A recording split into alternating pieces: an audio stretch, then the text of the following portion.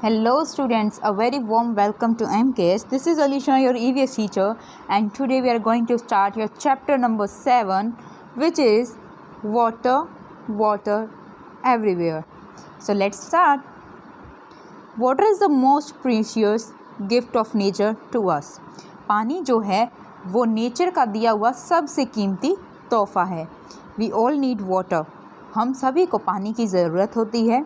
Not just we human beings, सिर्फ हम इंसानों को ही नहीं, but all the other living creatures of our earth also need water. बाकी जो दूसरे जीव जंतु हैं उनको भी पानी की ज़रूरत होती है. We drink water, हम पानी पीते हैं. We brush our teeth using water, हम अपने दांत मंजन करते हैं पानी की सहायता से. We wash our clothes using water, हम अपने कपड़े धोते हैं पानी की सहायता से. The list of uses of water is very long. और अगर हम इन चीज़ों की लिस्ट बनाने लगें कि वाटर का काम कहाँ कहाँ होता है तो हमें बहुत टाइम लगेगा. More than 70% of our body weight is water only. और हमारी बॉडी का 70% जो वेट है वो सिर्फ पानी है. But do we really know much about water? तो क्या हम पानी के बारे में कुछ ज़्यादा जानते हैं? Let's see. Water water what color you are. पानी पानी तुम्हारा रंग कैसा है? You see water in your day to day life. तुमने पानी को अपनी रोज़मर्रा की ज़िंदगी में देखा है. You might have seen the water of pond.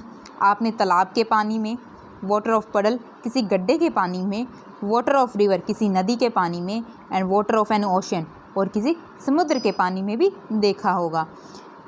How does it appear? वो कैसे दिखते हैं? Does it have any color? क्या उनके कोई रंग होता है? Let's see. What do you see? आप क्या देखते हैं?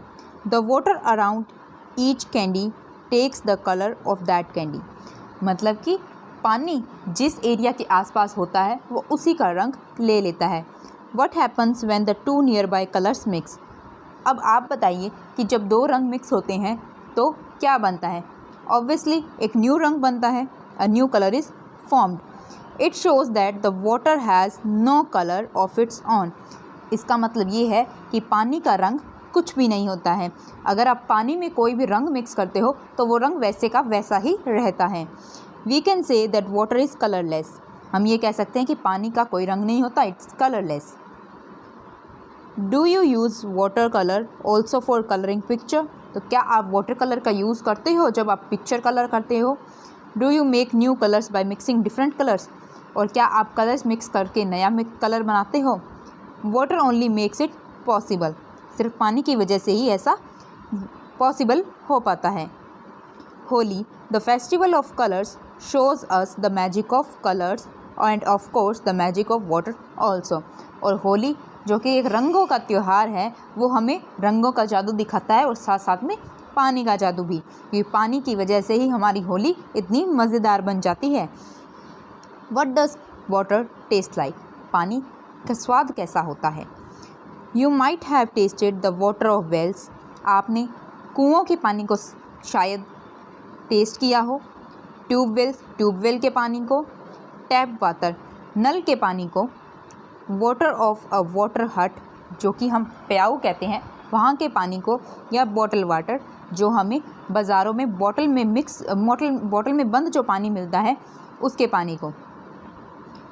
We often say that the taste of water of this well or submersible pump is not good or water of the city is not good. हम कभी कभार ये कह भी देते हैं कि इस कुएं का पानी या इस हैंड पंप का पानी या इस सिटी का पानी अच्छा नहीं है. Does water have any taste? तो इसका मतलब क्या कि पानी का कोई टेस्ट होता है? Experiment and answer. Ask your parents to provide you any container made of copper. अपने पेरेंट्स को बोलिए कि हमें एक तांबे का बर्तन दीजिए. Get it clean thoroughly. इसको अच्छे से साफ़ कीजिए. Wash it with ordinary water. और नल के पानी से इसको साफ़ करें. And then fill it with portable water. और पीने योग्य जो पानी है उसको उसके अंदर भर दीजिए. Cover it and leave as such overnight. और उसको ऐसे ही ढक कर पूरी रात छोड़ दीजिए. Water good for drinking is called portable water. और जो पानी पीने योग्य होता है उसको हम पोर्टेबल वाटर कहते हैं. Drink this water the next morning. इस पानी को आप अगले दिन सुबह पीजिए। Do you find any change in taste? क्या आपको इसके स्वाद में कुछ अलग लगा? Does it have the same taste as that of your portable water? और क्या आपको जो पीने वाले पानी पहले मिल रहा था उसका स्वाद भी एक जैसा ही है? Pure water actually has no taste at all. साफ़ पानी का सही में कोई स्वाद नहीं होता है। We can say that water is tasteless. हम ये कह सकते हैं कि पानी बेस्वाद होता है, उसका कोई स्वाद नहीं होता। Actually we find different taste in tap water, ground water and bottle water due to minerals and substance dissolves in that water. Actually हमें जो नल का पानी होता है या जो धरती का पानी होता है या जो बॉटल में बंद पानी मिलता है, इनका टेस्ट हमें अलग अलग इसलिए लगता है क्योंकि इसके अंदर कुछ मिनरल्स और कुछ अलग अलग पार्टिकल्स या सब्सटेंस मिक्स हो जाते हैं जो इसके स्वाद को बदल देते हैं। In a container made of copper, जब आपने तांबे के बर्तन में पानी को रखा, the taste of water changes a bit due to copper ions. Copper के कुछ कण मिलने से उसका टेस्ट चेंज हो गया। Use of water kept in a copper container is considered good for our health. तांबे के बर्तन में पानी रखा हुआ पीने से हमारी हेल्थ को भी काफ़ी फ़ायदा पहुंचता है। You can do one more activity. आप एक नई एक्टिविटी भी कर सकते हैं। Take 2 same size tumblers. एक सेम साइज़ के जो गिलास होते हैं उनको लीजिए। Fill equal amount of water in this. उनको एक साथ एक बारी में बराबर मात्रा में भरिए। Put both of these tumblers in a Sunny place. और धूप के अंदर इन दोनों गिलासेस को रख दीजिए। Put the lid a plate on one of the container. और एक गिलास के ऊपर आपको एक प्लेट रखनी है और दूसरी को ऐसे ही छोड़ देना है। Mark the level of water bye glass marker pencil. और पानी के जो गिलास है उसमें जहाँ तक पानी है वहाँ तक हमें किसी भी स्केच पेन से या जो भी आपके पास अवेलेबल हो टूल, उससे आप निशान बना लीजिए। Leave this setup for few hours. अब इस सेटअप को ऐसे ही कुछ घंटों के लिए छोड़ दीजिए। What do you notice? आप अगले पल क्या नोटिस करते हैं? Where has the water in the open jar gone. और जो गिलास ढका हुआ नहीं था उसका पानी आखिर कहाँ गया? Why it's there difference. वहाँ पर डिफरेंस क्यों आ गया, बदलाव क्यों आ गया? Effect of evaporation. Greater the area more will be evaporation. We use this principle for drying clothes by spreading them out after washing. हम इवेपोरेशन का यूज़ वहाँ करते हैं जब हम कपड़े सुखाते हैं। Wet clothes dry quickly if they are spread. अगर हम उनको फैलाकर सुखाते हैं तो जो कपड़े हैं वो जल्दी सूखते हैं। By spreading we increase the exposed area of evaporation. और इवेपोरेशन को होने के लिए हम जब उसका एरिया बढ़ा देते हैं तो इवेपोरेशन जल्दी होता है। If the wet clothes are left in form of lump. और अगर हम उनका गीले कपड़ों का ढेर बना के रख दें, they will take too much time in drying. वो बहुत ज़्यादा टाइम लगाएंगे सूखने में। Water which gets collected in the small ponds, pool puddles, etc. during rainy season dries up in summer।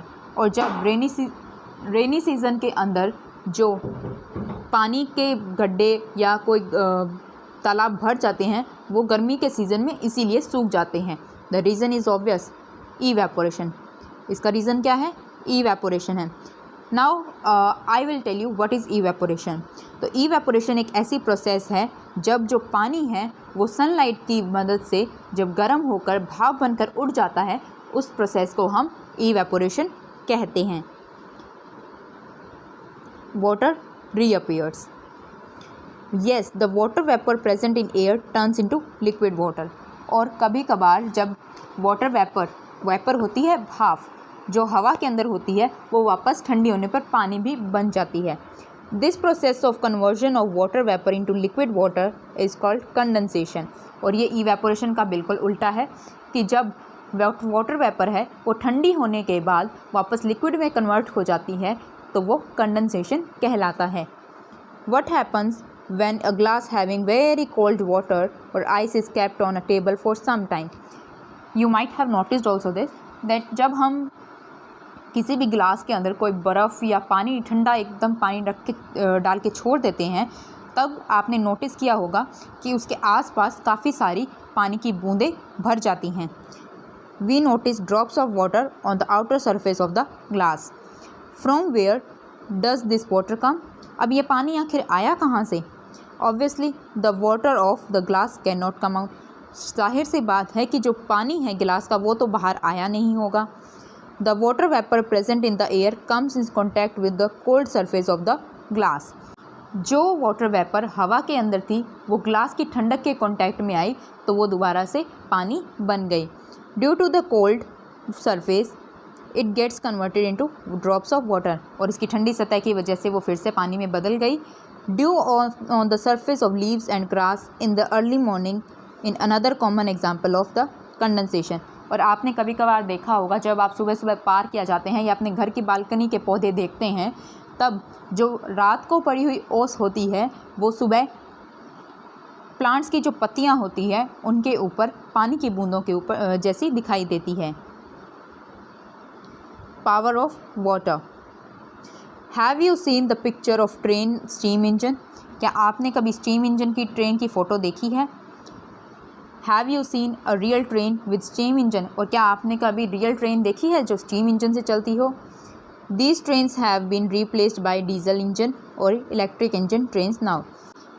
In trains की जगह हमने डीजल इंजन और इलेक्ट्रिक ट्रेन्स को रख दिया है। Can you believe that these trains use to power of steam to run? और क्या आपको पता है कि ये जो स्टीम इंजन वाली ट्रेन्स होती थी इनको चलाने के लिए भाप की ज़रूरत पड़ती थी। You might have seen the pressure of steam when that is produced in a pressure cooker. और आपने जब प्रेशर कुकर जब सीटी बजाता है तो वो जो भाप की प्रेशर होता है उसी से बचती है, और ये आपने ज़रूर नोटिस किया होगा। Water vapour really has great power. Water vapour के अंदर भी काफ़ी पावर होती है। Liquid water also has great strength. और जो पानी होता है उसके अंदर भी काफ़ी ताकत होती है। When water falls from height, जब पानी को काफ़ी ऊंचाई से गिराया जाता है, it can rotate a wheel, जिसको हम टरबाइन कहते हैं, उसका वो रोटेट करता है। This rotation of turbine is used in the generation of electricity. और इसी रोटेशन से हम इलेक्ट्रिसिटी बनाते हैं।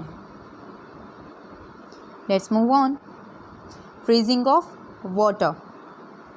व्हेन वाटर इज़ कूल्ड, जब पानी को ठंडा किया जाता है, इट टर्न्स इनटू आइस, वो बर्फ़ में बदल जाता है। Conversion of water into ice is called freezing. और जब पानी को ठंडा करके बर्फ़ बनाई जाती है उसको हम फ्रीजिंग कहते हैं। Ice warmed up turns into liquid water. और जब आइस पिघलती है या आइस को गर्म किया जाता है तो वो फिर से पानी बन जाती है। This process is called melting. और इस प्रोसेस को हम मेल्टिंग कहते हैं। So students, we have learnt a lot about water today. I hope you liked the video. We will do its question answer in our next video. Till then, take care. Bye bye.